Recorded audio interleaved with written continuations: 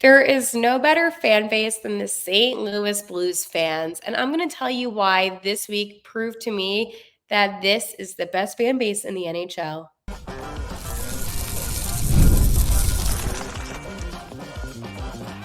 You're Locked On Blues, your daily podcast on the St. Louis Blues. Part of the Locked On Podcast Network, your team every day. Hello, and welcome back to Locked On Blues. I'm your host of Locked On Blues, Haley Taylor Simon, talking to you all things about our St. Louis Blues here on the Locked On Podcast Network, your team every day. Today on Locked On Blues, I will be talking about the best fan base and finally what I will explain to you coming up soon. And are we feeling blue? A lot to dive into on today's episode. I do want to let you know I am pre-recording this because I'm actually in West Virginia now by the time you see this. And I can't podcast and drive. So I hope you enjoyed this episode. Before I dive any deeper, I just want to tell you one thing. One, I am super excited to be making this episode today because this is going to be a fun one. And two, today's episode is brought to you by Game Time. Download the Game Time app, create an account, and use code LOCKEDONNHL for $20 off your first purchase. Terms and conditions apply. So first off, we're the best fan base, and I am going to tell you why. This week was quite a crazy week, and our fans, we show up, right? I know that this is a time, where you would expect the fans, maybe the Oilers and Panthers, to be the most loud on social media and in general, but it was really the St. Louis Blues fans who really took over this week. And I know when we went Blues Day, I talked about this on the episode, how we truly embraced the fact that only 5 years ago, 5 short years ago, or 5 long years ago, and how you look at it, won the Stanley Cup. There's not a lot of other fan bases, but I've noticed at least, that have that same passion that we do on their cup anniversaries. The other day, it was the Vegas Golden Knights' cup anniversary and nothing on social media.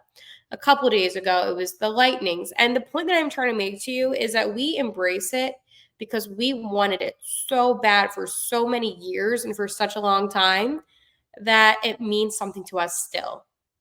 I kind of hate the fact that if you won a Stanley Cup in the past 10-ish years and you don't celebrate it still, it kind of annoys me because it's a huge accomplishment that you should be celebrating even if you're not in the playoff season, if that makes any sense. It's an accomplishment that you're never going to be able to take away from the 2018-2019 team, the season, and everything we went through, all those years of waiting, all those years of being cupless to now having Lord Stanley Cup make its way to St. Louis. Our fan base has gone through quite a bit. We had coaching changes, trades, not so much good trades, missing the playoffs 2 years in a row. Now everything with, Armstrong and Steen. We've gone through a lot of things, but our fan base has stayed passionate. And that is something that I feel like a lot of fan bases kind of struggle with sometimes when I look at other fan bases in the NHL, is that they're very wishy-washy, right? That if things are not going well, you don't hear from them, you don't see them, and it's like they disappeared. With us, even when things weren't going well, we still stay passionate for our guys in the Blue Note because it means something. And I will always say that about the Blue Note. It means so much to all of us. There's not a lot of teams that can say that they have passionate fans. And obviously, being in this fan base myself, I've noticed it, first-handedly how passionate we are compared to other teams.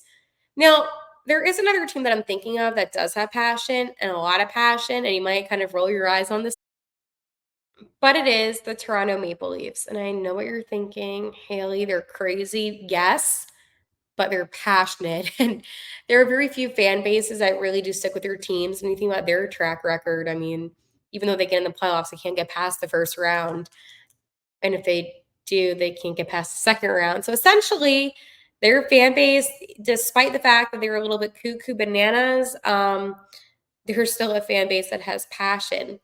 But it makes me think about what makes us different than all these other fan bases. And I think it truly has to go with some of our alumni. When you think about some of the alumni that really did build up the Blues, I think of Brett Hull, obviously.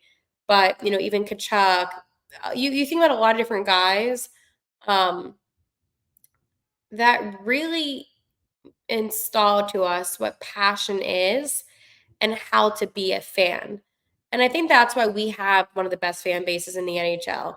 That's why the NHL rewards the Blues with things like Winter Classics. And I know the rivalry between us and the Blackhawks is probably like 70% of why they have the Winter Classic against us. Us and them again. But it also is because they know that the fans will show up and show out. There are Blues fans all over. And I did an episode a couple days ago talking about our cup win. And the comments that I received, one person said that they were in Europe during the time when we were in the finals, and they saw people in France wearing the blue note. And our fans really are everywhere. I mean, I made it clear from day one, I don't live in St. Louis, but I walk around where I live proud to wear my blue note. I'm always wearing Blues apparel because I am proud of it. I mean, heck, the Blues Cup run technically started where I live now at Jack's BYOB. If you don't know the whole story, it's how Gloria originated. And it's really cool, but it's only a couple blocks away from me. And I'm like, that's literally, like a plane ride away from St. Louis, but yet there's so many Blues fans here. And it's just insane how many Blues fans there really are across the world, even. UK, Australia, we travel all over with the Blue Note. And it's a testament to the hockey culture that was installed in us as fans. Many people became fans of many reasons. Pronger could have been a reason. One of my favorites, just of all time, wearing the Blue Note. You have those random Gretzky people that are, he was the captain. Okay, like 18 days. I get it. 18 games. I'm like, whoa. But at the end of the day, it brought people over to us. You have so much history too with some of the greats, and that goes noticed.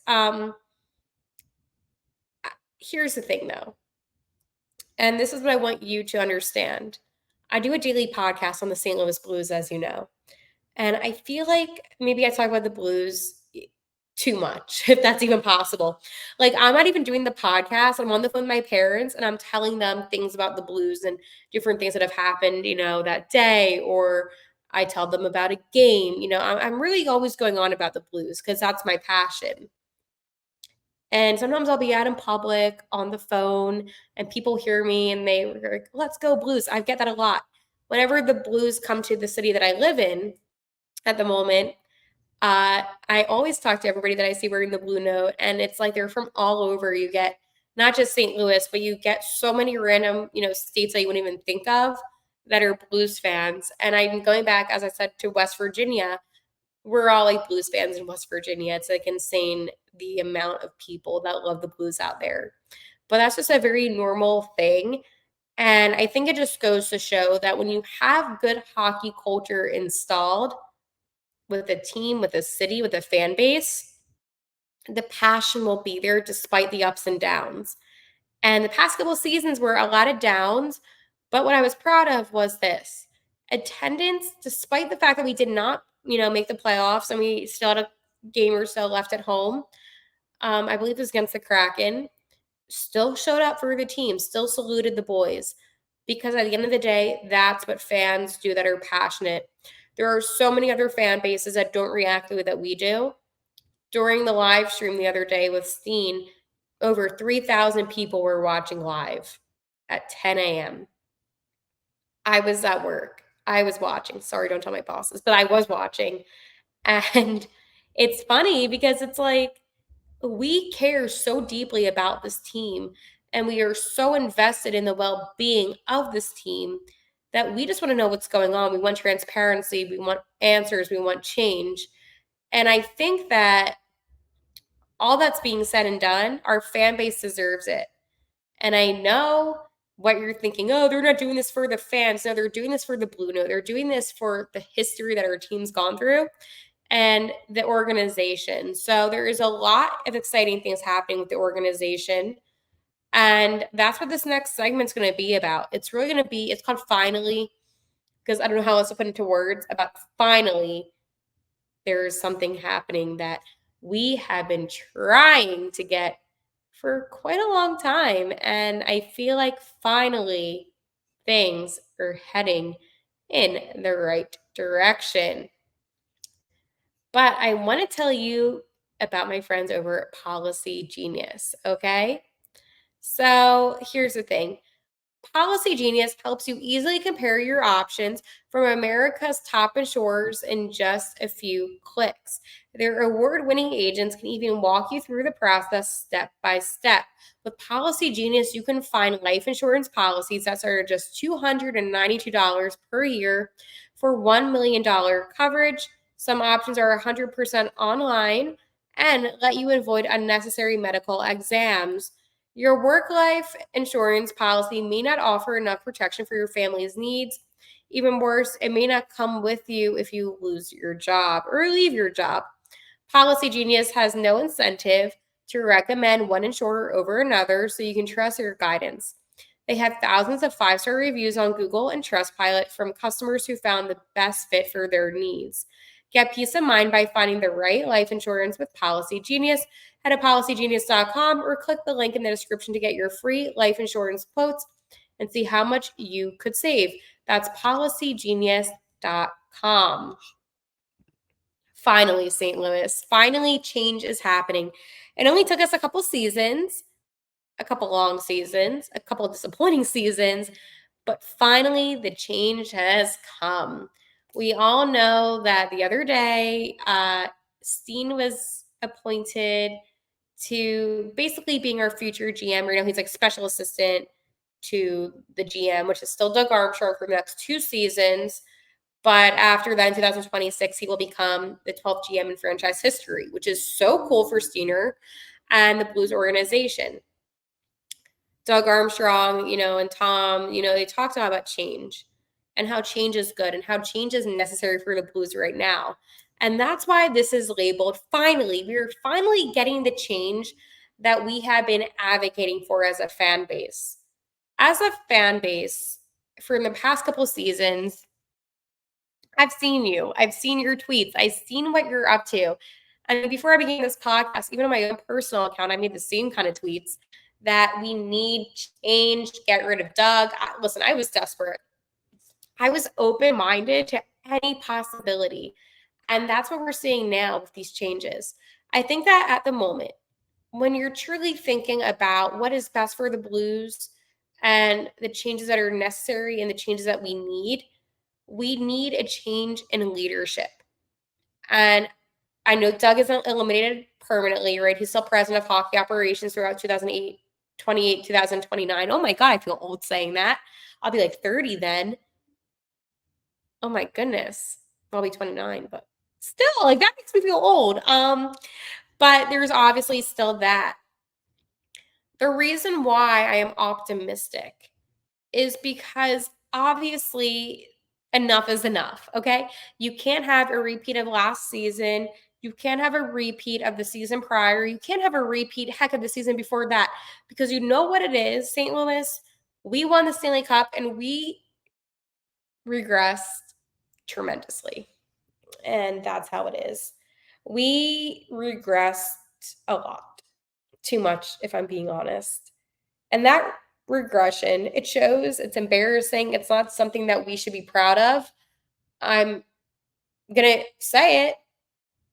It's disappointed me as a fan because I'm looking at ownership and I'm like, is this something that you're proud of? Is this something that, we're going to accept here? Are we really going to take players that hoisted the Stanley Cup and not utilize them to get another one? I mean, if you think about how lucky we are to have Jordan Binnington in net and all that he's accomplished right after Jake Allen, we're wasting that talent? Like, in my head, that doesn't make sense. It does not make any sense that we're wasting Robert Thomas, that we're wasting guys like a Colton Parayko. It just doesn't make sense in my head. While you can make the argument, hey, how about, new guys like a Jake Neighbors or a Jordan Kyrou? I get it. It's not the same. Braden Shen was named captain last year, and I want him to at least be able to go to the playoffs being captain. Like, these are little minute goals that should come to life, but they're not going to because of the lack of drive that this team has. And it's not the players, I'm talking management wise. There was no aggressiveness during the trade deadline time. And it makes me think, and I know Doug loves being a GM, and I know that he's not a bad GM, but it makes me think, did he get too comfortable, complacent maybe even? I'm not putting words out there that are trying to be hurtful, but it does make me wonder what actually went wrong and how will it be changed and what will happen for it to be fixed. It doesn't make sense to me how a team like the St. Louis Blues, who had so much potential, ended up being a joke. I know we don't think they're a joke, but does the NHL think that?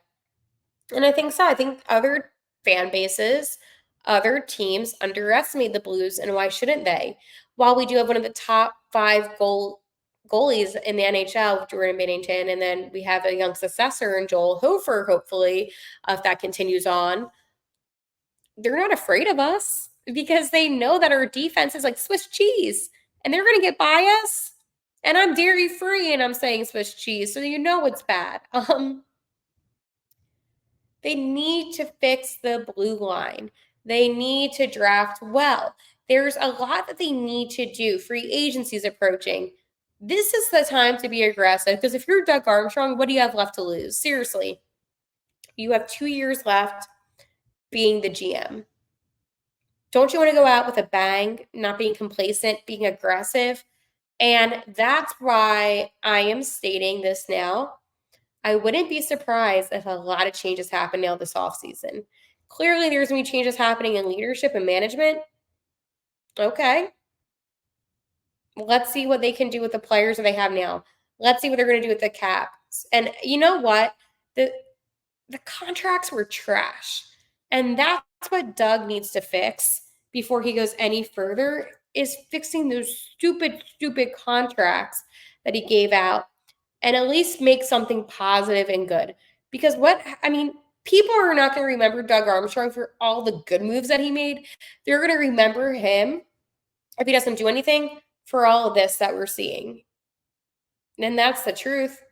No one's going to say, oh, yeah, Doug Armstrong, really good, GM, 1,000 wins, more.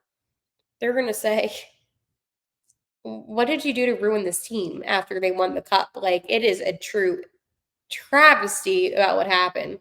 So I want you right now, as a fan, as somebody that's passionate to wear the blue note, to maybe leave me a comment about what you think is going to happen this offseason.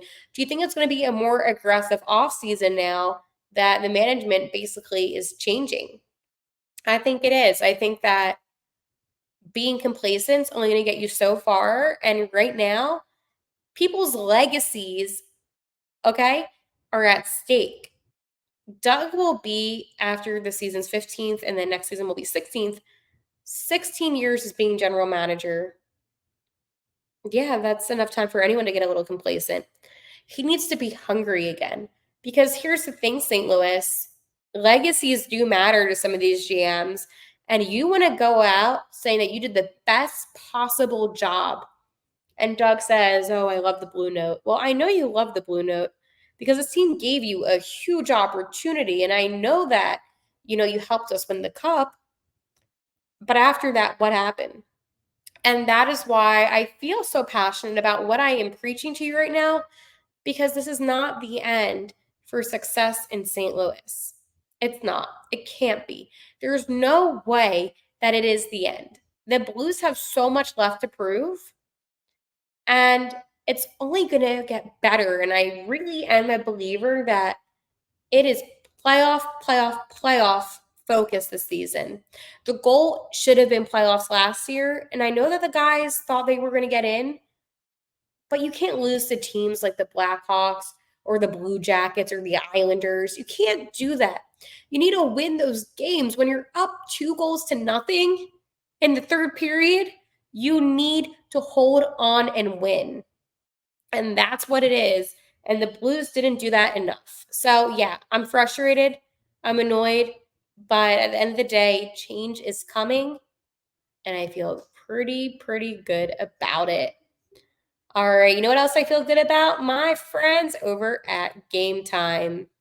Game Time makes getting NBA Finals tickets even faster and easier because the prices on the Game Time app actually go down the closer it gets to tip off. Or if you want to go to an MLB game, see our Cardinals in action, you can do that too. Even though I was kind of mad that we clapped for the opposing player, by the way, whatever. But anyways, with killer last minute deals, all in prices, views from your seat, and their lowest price guarantee, Game Time takes the guesswork out of buying NBA tickets. So right now, what I am going to do, I'm actually going to my Game Time app. I love my Game Time app. It's one click, and you can select your city, obviously. So let's go say like you're traveling and you don't know where you're going. They have so many different options. But obviously, I'm thinking about seeing one team in particular, and that is my St. Louis Cardinals. Oh, Kenny Chesney's here tonight. Oh, that's exciting. Huh. Anyways, let's go look at some Cardinals games because you know I love my cards. So on Saturday the 22nd, you actually can get tickets for $14, okay? 14 bucks, and then you click on it. Okay. Well, two seats together, that's $48, and look, you can see exactly where you're sitting with the app. So personally, I love this a lot. $48 for 2 tickets, great seats. You see exactly where you're sitting at. The fees are included, so that's $24 a ticket, okay? Doesn't get any better than that. I love Game Time and go Cardinals. So this is what you need to do. You need to download the Game Time app, create an account, use code LOCKEDONNHL for $20 off your first purchase. Terms apply. Again, create an account and use code LOCKEDONNHL, LOCKED for $20 off your first purchase. Download Game Time today. Last minute tickets, lowest price guaranteed. Anyways, let's go talk about Are We Feeling Blue? My favorite Friday segment where I ask you, St. Louis, how you're feeling this week. So you have to let me know. Personally, I feel like this was a really good week for the St. Louis Blues. We got to see Tarasenko killing it in the Stanley Cup Finals for the Panthers. He's okay, by the way. Love Vladdy, my favorite player. So I'm a little biased, but it is what it is. Then we had a beautiful 5-year anniversary of We Love Blues Day. So cool. We were able to really, watch all the games because they broadcast the games, and I spent my whole day watching the Blues Cup run. So that was nice. And then yesterday we saw Steen essentially announce that he will be the GM in a couple seasons. So a lot of positivities about this week for us in the Blue Note section of life. I feel like this was the best week you could really have in the off season. I don't think that, there's going to be a week this off season where I feel this optimistic. Maybe the draft, maybe if we have a couple cool signings, trades.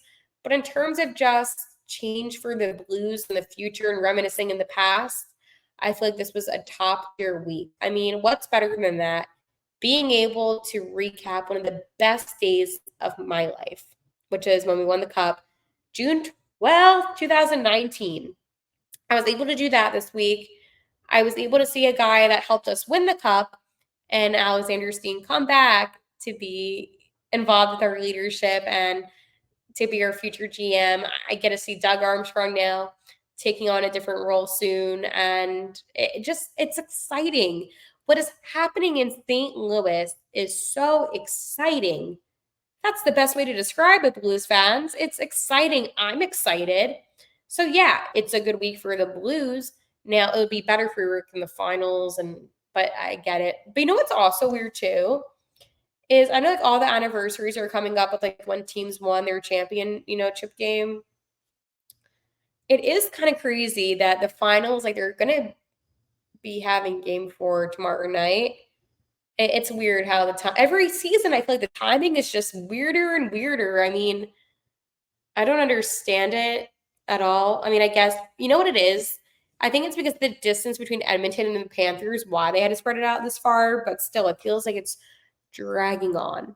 And if they go to game 7, it's gonna be a couple days before the draft. So it just continues to drag on and on. I do a very special announcement on Monday about something that you could potentially be getting from me, physically getting from me. Is that a giveaway? Am I about to be announcing my first ever giveaway? Well, I'll tell you more about that on Monday. Until then, like always, let's go Blues.